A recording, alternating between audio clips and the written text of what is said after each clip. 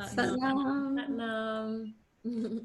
So Sat Nam means truth is my name. And today we have a beautiful Kundalini yoga teacher who's also a Kundalini priestess and a mystic yogini with an amazing story to share on her path. She shares daily meditations on Instagram for Kundalini yoga practitioners. She's also a meditation facilitator and a beautiful goddess. And so we're so happy to have you here today. Oh, thank you. Thank you both. I'm so excited. This is such a beautiful, beautiful invitation.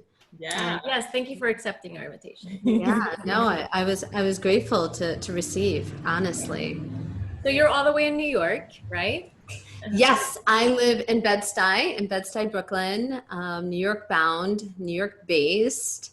And I opened my own, I've had other studios, but this new studio in Bed-Stuy we just opened this in August, and it's called Temple 143. It's a boutique space. It's very intimate. And now that we've shifted and we've all gone through this, this incredible global shift. Rebirthing. Yes, a birthing. The COVID birthing experience. A birth, just whatever. It's so many things. Yeah. I've now shifted to where I'm offering a lot of what I do online, and I'm using the platforms like Zoom and Instagram. And it's been incredible. It's been really incredible. And I was just having a conversation with my neighbor, just saying, you know, I'm kind of thinking about opening my studio back up, but at the same time, I love what's happening online. So whatever I do, it's going to be both. And it probably will not be the physical studio as much as what I'm offering online, because of COVID, this whole global space is open. This very much a national space. Like today I had class and it was like, literally there was somebody from all parts of our country. Nice. Class, and it just felt like it's an expansion process. Expanding. Yeah, it was like such a representation though. It was like so amazing. It's like somebody from Alaska, you know, down south, Atlanta, Sacramento, California, Florida, you know, like everybody was from all parts of the country. And that's just like super magical, you know? Yeah, Right. absolutely. Right. Super magical. Great. So, So, you know, it was interesting when Karmen told me about you, and the word Kundalini kept sort of hitting me because I saw you called yourself a Kundalini priestess, and I love that so much. That's like infinite muse material for sure. And, you know, so I wanted to talk a little bit about, because I think right now it's like the world is going through one big Kundalini awakening, you know. Yes. And you know, my journey was in 2015, and it's basically why I started Infinite Muses, and I found Reiki. You know, and it's a very long story, but the long story short is just, you know, I had met someone and we just connected on such a universal love level, and I broke through, and I wiped my hard drive, as we sort of, that's the only way I could explain it. I let go of a lot of trauma and heartache, and just was, it's what I'm finding is about our intuition as well. You know, I think so many people in this world don't trust their own intuition. I think women, we shove it down because of maybe relationships or not really listening to ourselves, you know, and I think that's what a lot of is, you know, this world is a lot of listening to other people. And so I think, and I love just meeting so many different women that we all just listen to ourselves, and then we speak out in, you know, in a kind way, in a intuitive way, in a knowing way, you know, in a loving way, and you know, universal. Well, it's funny that you say that, because Kundalini yoga, actually, she had her own natural organic Kundalini rising experience. But what the practice of Kundalini yoga is, it's that subtle Kundalini energy at the base of the spine, and it clears the subconscious, what you just said. It clears the subconscious of, they say, all the junk.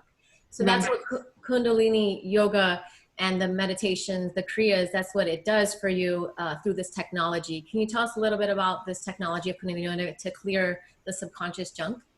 Absolutely. Get the junk out. Take out the trash. Well, you know, what Kundalini does is it actually makes the body strong. It strengthens the nervous system. It strengthens your glandular system. And so we have thousands of Kriyas. Kriyas, just for those who might be listening and may not know what that is, they're basically sets of exercises. And it's very different than, say, vinyasa or hatha yoga. And a lot of it doesn't even look like hatha or vinyasa yoga. We also have like thousands of pranayama breathing exercises, which are very advanced breathing techniques. And then we also have like, you know, different types of meditation techniques and, you know, using the mudras in a certain way, using mantra in a certain way. And all of this, what it's doing is primarily the most important thing that I like to say is it's strengthening the nervous system. So that when we do stimulate the Kundalini, that the body knows how to conduct the energy. And so we're strengthening the nervous system, we're strengthening our glandular system. And then in essence, what we're doing as well is we're strengthening all of our subtle bodies. So most people are used to just paying attention to their physical body, or most people are only used to seeing, like trusting what they can see with their eyes. So you spoke about how like we're not trained in our culture to trust our intuition, to trust our inner voice, to listen to the inner voice. We're not trained to do that. And that's the only reason that I think our culture exists the way it does. And also I also say that like we have to realize this has been on purpose for the last 2,500 years. Do you know what I mean? For the last 2,500 years. They want to calcify the pineal. Right. We have been purposely stripped away from our knowing, from our wisdom, from all of our ancient teachings, from the ancient technologies. And thank God that India was able to hold those teachings so sacredly and cultivate them and preserve them. And I feel like we have such an incredible responsibility right now on our planet because the teachings are so widely spread and so just like so distributed, so like givenly, and it's just incredible, generously just like poured out. But we have to make sure that we preserve them. We have to make sure that they do not become, I feel like, bastardized or watered down, you know, just so that others can really receive them. It's like, no, don't water them down. Right. Keep them potent, keep them strong, because I wouldn't be here as a teacher if somebody watered them down. Right, to keep the tradition, which keep the teachings strong, keep them potent.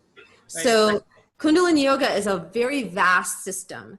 Yogi Bhajan brought this style of yoga over here in 1969, and what he did was he opened up a vault of all the secret teachings from India. And even some people in India don't even know what Kundalini Yoga is. I mean, there have been times where I've met older Sikh women. They're like, why are you wearing a turban? That's so interesting. We wear turbans back home in my country in Punjab, India. And I'll say, oh, I teach Kundalini Yoga. And she'll be like, oh, I do Indian yoga. Like, she doesn't even know what I'm talking about. Right. But that's because Kundalini Yoga was not widely taught. It was not widely given. It wasn't like a teaching where you just rolled in off the street and took a Kundalini Yoga class. Right. It was like you had to like really earn that right to receive those types of teachings. And so Yogi Bhajan just really knew, he was a master anyway, but he came over and he said, you know what? We are going to need these teachings for the world to go what it's going to go through. In order to withstand these changes that we're going through right now, we're going through it right this minute. The information age, we're going through it with technology. Technology is taking over our lives. We're going through it with just the transition from the Piscean age to the Aquarian age. Everything's transparent. It's like time has speeded up. What used to take, you would get, think about like even like 50 years ago, going to the bank was a big deal. You'd get all dolled up, you'd put your lipstick on, you had to go make a deposit in the bank. I mean, like that was an ordeal. Right. Like now you just take a picture of your check and you just press a button. Yeah, we have better things to do. We have to do our prayers. Yeah. Totally. So, but what it's showing us is that time is speeded up. We have like time. Yeah. And so what happens with us as humans, what's going on right now is there's a lapse. Right. Technology is really fast. and we're trying to keep up with the technology. Right. And that's what's making a lot of people's systems fall apart, Right. is because we're trying to keep up with this artificial technology. And so one of the most important things that we can do right now is work on our spiritual development, because that is what will help us. Right. If not just keep up with the technology, but surpass it. And that is our job. That is what we have to do. It's imperative that we do that, because if we don't, we will sink. Right. Because our nervous systems right now, globally, but definitely in our country, or Western countries, we are definitely having an issue with the nervous system. So many people have sleeping disorders, they have eating disorders, they have sexual disorders. You know, normal, healthy, beautiful women who have been taking very good care of themselves cannot have babies naturally. Like, that is a problem. Yeah. That is a serious problem when you're a woman who is under 40 years old, who's been taking care of herself, doing her yoga, eating well, and you can't get pregnant. Right. That to me is that is a pandemic. Right. Forget COVID-19. Right. But when the birth rate starts going down to 0, that's the pandemic. Right. When women, and that says a lot about where women are right now on the planet, in her awareness of herself, standing in her power or not standing in her power.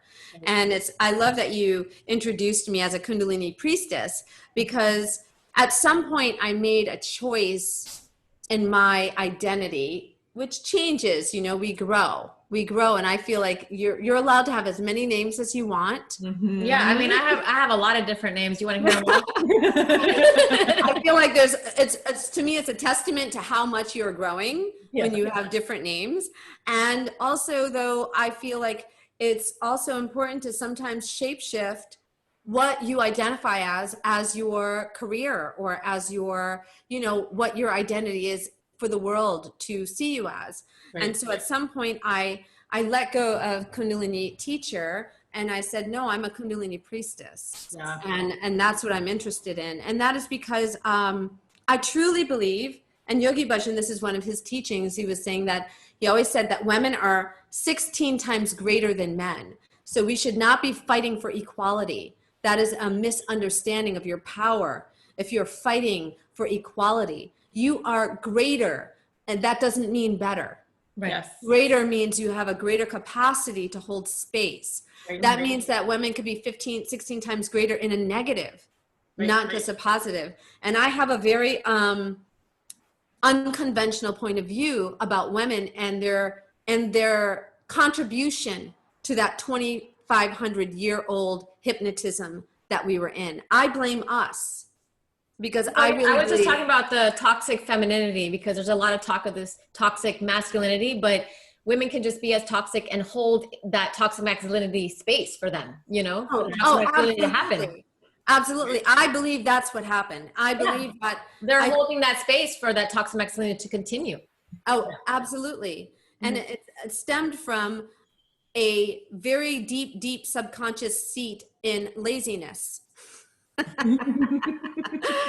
At some point we were just like, sure, you do it. I just want to go shopping. You know what I mean? Like, right. At some point we just maybe we just got tired. I mean, the matriarchal reign of the planet was for thousands and thousands and thousands and thousands and thousands of years. We've had matriarchal societies and cultures that reigned throughout the planet. Now we are heading to a new, I'm really excited to be alive. I'm excited to be in this body. I'm excited to be here right now, because I feel like now we're going to see something very different that we probably have never seen. And that is, before, I think it was all matriarchal, and then it became patriarchal dominated. Now, I believe with the awakened women, what we are now striving for is, okay, now let's bring it to a balance. Now, nothing is ever completely balanced, but this is what we want to work towards. My thing, and that's why I don't identify as a feminist. I'm so grateful to the feminist movement. You're a divine feminist. Well, no, I don't even like to use the word feminist for me. Yeah. It's a harsh, I think the problem is it's kind of a harsh word. Like, I've been called a feminist, because, and it's like, for men, it almost as like an insult, but it's, I just believe firmly in women being treated well, you know, and maybe Right. in my time have had to defend myself against harsh people, but it, you know, it's all a learning process, and also like, you know, so yeah, no, this is definitely the awakening of the divine feminine, this the Piscean to Aquarian shift that Yogi Bhajan prepared us for through, you know, Kundalini yoga, bringing it to the West. And who was it, the Dalai Lama, that says the Western woman will save the planet or whatnot? Yeah, I already said that. My thing, it's not even so much that I just like to be clear with like how I label myself. Do you know what I mean? And it's nothing wrong with, I think that everyone has a place. Do you know what I mean? Absolutely. You know, everyone has a purpose and an area that they need to work on, you know? Right. So if somebody really identifies as a feminist, I'm like, great, you go work on that. Right. I'm going to work over here. Right. I don't identify as a feminist. Right. I really am more coming from a space of, and I don't like to say this either because people misunderstand Tantra. People automatically go to sex when they think of Tantra. And where I'm coming from is more like balance. When I say the word Tantra, I mean bringing that male, that divine feminine energy together. So that masculine, that man is necessary. I don't see the world without men.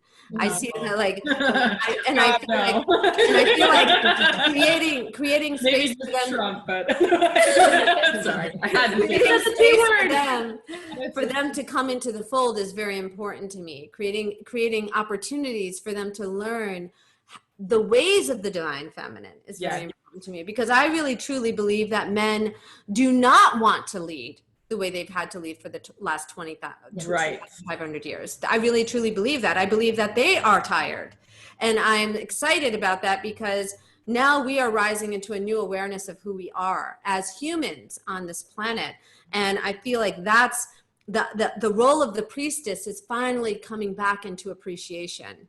I mean, the priestesses were revered, you know, 2,500 years ago and plus. I mean, for thousands and thousands and thousands of years, to be a priestess was an honor. It was like your family was like revered their daughter, the one that would go and become a priestess. It was like you devoted your life to service. What's, you know, really, I really believe like the nun is what the priestess ended up becoming, disempowered.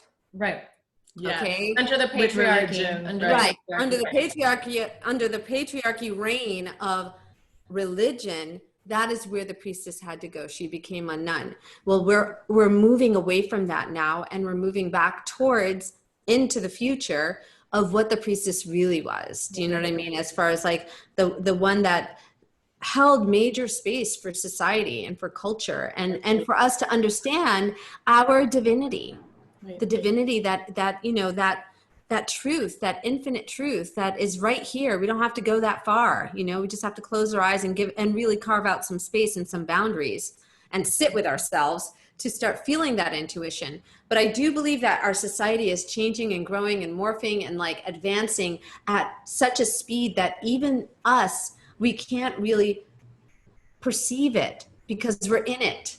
Yeah. You know what I mean? So yeah, a lot of people are having a hard time to, they know that things are shifting. And so there's an interesting collective confusion happening right now with the shift, because actually if you're in alignment, if you're doing your practice, if you're doing your kriyas, if you're aligned with yourself and your divine self, it's actually, there's beauty everywhere to be awakened to and to see. There's magic everywhere. And so what's opened up for us is that nectar and that beauty. But if you're blocked, if your chakras are blocked, you're going to reflect confusion and chaos and fighting, and, you know, and so I just watching everything kind of like as a movie, you know, watching the collective confusion and chaos and bickering and fighting and all this. But I'm like, there's people like you that exist. You know, I also did my Kundalini yoga teacher training with Gurmukh Karkasa for prenatal yoga. So when I was 6 months pregnant, I was doing my kriyas, connecting, meditating with my baby in Gurmukh's house, who is also Yogi Bhajan disciple. And I just remember just feeling that this is the most important work for the planet, is to be meditating with your baby, be doing meditation and eating the right food. So I started teaching prenatal yoga and community, and this was my passion. And then I became a prenatal massage therapist too. I do that as well. And let me just tell you, out of all the work that I do, nobody wants to really do that work. Really. Nobody. It kind of affected me because I was like, Kundalini rising and awakening. This is so important for the planet. And I wanted to get my, my real prenatal practice going. Everybody needs this. It's so important for the babies. Nurture your body, your baby, meditate with your baby, and do these kriyas and be healthy and connected. And nobody really cared. Well, you know, I'm gonna go do my kickboxing. Yeah, again, I think a lot of it, right? A lot of it has to do with the imbalance, because I was even at that point. Well, the women have over masculated it in a way. oh yeah. Right. Oh my Over God. masculated. They want to do their kickboxing. No offense to anybody out there that really enjoys kickboxing, but there's also I used to. there's a I balance. loved it. I needed it. I actually right. needed it. But during Yeah. your pregnancy, you have to really be in touch with that divine feminine. You're one with the creator. You're giving life. And this is the feminine, really most important time to be connected with your femininity and with the creator and with the oneness, you know. Well, you know, it's so interesting. Timing is everything, number one. And a lot of the times, many of us are way ahead of ourselves. Do you know what I mean? We're way ahead of the curve, you know? Because I've been doing this for over 20 years. And now I'm finally starting to see like, oh my God, everyone's catching up. You know what I mean? I'm like, wow, this is fabulous. And I'm like so happy that like I didn't veer off of my path because everyone wasn't able to get me, or because that was too much for everyone, or because, you know, what I was offering wasn't popular. I just was like, when I first started doing Kundalini yoga, nobody even knew what kind of yoga they were doing. Right. You know, like people would say, I do yoga, and I'd be like, oh, what style? And they'd be like, I don't know, I just do yoga. And then one day I woke up and then everyone knew what style they were doing. And then they became very like, I do vinyasa. You know, they became very proud of like knowing and very, you know, attached to their type. And ever since I've started practicing yoga, I've always done I always look at how I look at things in general is I love connecting dots. So I really don't like to be over attached to categories. And that's why even earlier I was saying like, I have to clarify like feminism and all that, because labels to me really do a lot with like boxing you in. Yeah, absolutely. And a lot of people get really over identified to their labels, you know, and they get addicted to that. And that's something I try not to do. If anything, I love seeing dots. I love seeing there's room for everything. There's room for all of us. There's room for everyone to do their part. And I love seeing how things cross-pollinate. So for me, the way I've always approached yoga is like, let me go get that. Because I'm a mystic. Right. You know, I'm a mystic. The way I approach my work is I approach it from a mysticism space. And that is when a mystic is looking at the world of spirituality, they don't see Sikhism, Judaism, Hermetic science. Yeah, there's no boundaries. They don't see Christianity and Islam. They see, that's the science that they called Islam. That's the science that they called Christianity. That's the Kemetic science that went over here and became Hindu. That's the Hindu Kemetic science that went over here and became Sikh. And that's over there, that became, you know, Dzogchen. You know what I mean? Yeah. So for me, I approach things oneness, you know, you're finding it all. Yes. Well, the snake, you know what I mean? That's my job. My job is to cross-pollinate and to see all the different dots and how they connect. I went off on a tangent. I think what I do. Well, I mean, once you start to practice a lot, the sacred transmissions, they come through, right? So it's like you're starting to see everything as oneness and a connection to the sacred, to the divine, to God. And you start to just respect anything that's sacred. That's how I see it all too. I see such a similarity between I don't know if you like Hare Krishna or Sanatana Dharma and Christianity, you know, and so I start to see and connect the dots between those two as well. And then, you know, with my Kundalini yoga practice, my Hatha yoga practice and all of it, I see, you know, all the connections as well. They all serve you, right? Yeah. And Yogi Bhajan, one of his things that he said is, you know, as a Kundalini yogi, you should be able to pray in everyone's language. And so even though I can't pray in everyone's language, I definitely can sit and appreciate everyone's way of connecting to spirit. And that teaches me as a teacher how to transmit the teachings and how to make them resonate and relevant, you know, so that they have relevance, you know, for where we are. And it's just, I don't know, it's exciting. It's such an exciting time, I think, to be a practitioner and to be a metaphysician right now. I mean, think about it. The history of metaphysicians, we were hunted, killed, and, you know, for years, for thousands of years, you know, those of us who attain this type of we are liberated in this lifetime. I feel like that certain level of liberation as well. And being able to not exactly like be hunted or you're not allowed or whatnot. I mean, we do have to be careful. Like right now, you know, the world is being censored. Right. And so, you know, we have to kind of like, you know, weave through these spaces. That's why we started this podcast. But that's why everyone is starting a podcast now. I think everyone's, you know, I had a friend kind of explain it to me that right now we're going through a collective throat chakra. Yes, opening. The throat chakra. Everything. The heart, the throat, to speak our voice, you know. I love that you said that, because Mercury is major, and it's true. We're in the fifth dimension, and in the fifth dimension, we're going to be in the fifth chakra. Right. So this is where we are living right now, and that is why we are doing all of this and Zoom and you know, I've got like a freaking whole sound system right here.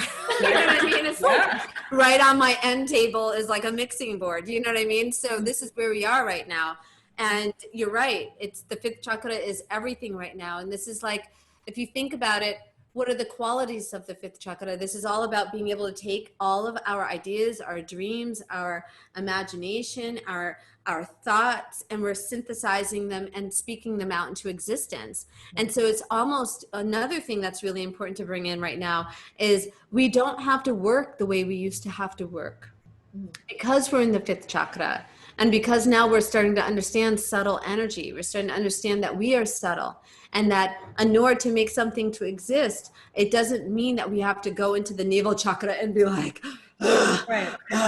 climbing our way to the top. It's like, no, actually becoming more still, becoming more aware, taking that time to like spend time with yourself and getting to know this hardwiring of this body. Right. And that will give you and yield you success and manifestation so much faster than being a worker horse. You know what I mean? So welcome Aquarian age. Absolutely.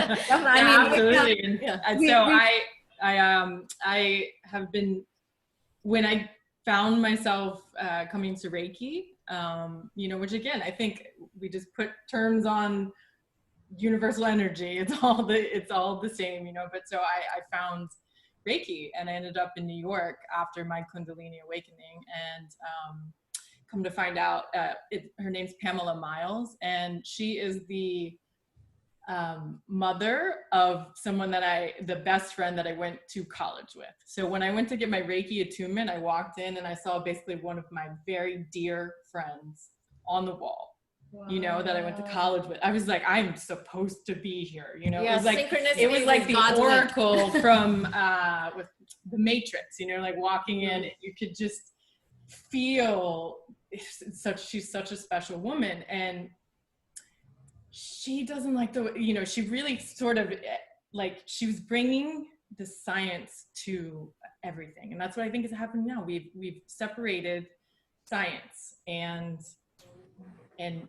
religion, spirituality, and now those things are coming together. We're understanding quantum physics. Like I met these two beautiful women at my Reiki attunement, and that was 5 years ago. Every Tuesday night, one's in New York, one's in Connecticut, I'm in Tampa.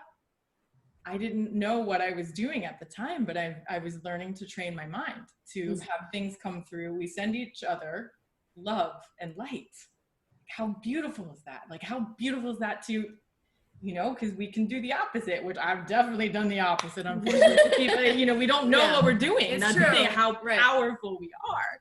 Yeah. And so I was able to really have visions, you know, and to see things. I'm a seer, and that's hard it's weird for people. It's weird. Oh, you're a witch or whatever. Oh my God, you're this, you know. And I think that there's positives and negatives. I think I've met some people that do use it for their own. Yeah. I think it's more like gain, sensitivity, you know? instead of like, which like some people are just born more empathic, more sensitive.